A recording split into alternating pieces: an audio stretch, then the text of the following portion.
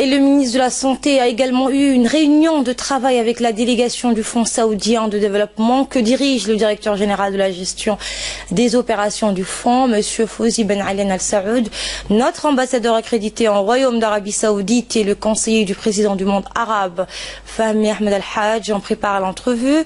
Ont également participé à cette réunion le secrétaire général du ministère de la Santé, Ahmed Rabel Abdili, les conseillers techniques du ministre de la Santé, le directeur général de l'hôpital Pelletier, le directeur de l'unité de gestion des projets, la directrice des études de la planification et de la coopération internationale. Au cours de la réunion, 3 points ont été principalement soulevés pour l'acquisition d'équipements médicaux de pointe, dans un IRM, un scanner ou l'imagerie à résonance médicale, la mise en place d'une centrale pour fournir de l'oxygène hospitalier et enfin l'acquisition des équipements de dialyse pour l'hôpital de Balbala. Cette réunion fait suite à la visite de travail effectuée dernièrement par le ministre de la Santé en Arabie Saoudite. Les responsables du Fonds saoudien de développement ont retenu l'ensemble des demandes formulées indiquant que ces équipements seront disponibles d'ici le premier semestre de l'année 2017.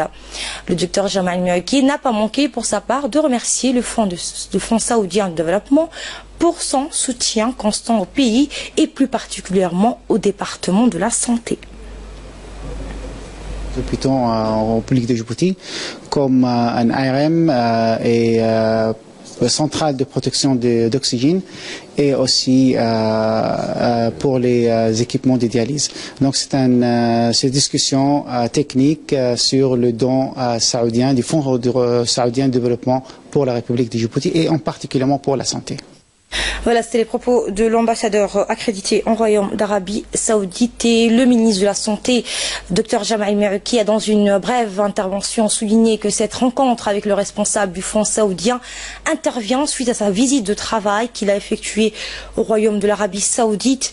La réunion de ce matin a porté sur 3 points majeurs, a-t-il indiqué, à savoir l'installation de fabrication d'oxygène hospitalier à l'hôpital général Pelletier, l'acquisition d'un IRM à l'hôpital général Pelletier toujours, et les équipements et matériels pour le nouveau centre de dialyse de l'hôpital de Balbala.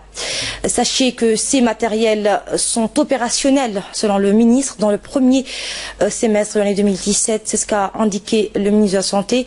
Il a remercié les responsables du Fonds saoudien pour leur soutien constant pour le développement de son département, donc la santé.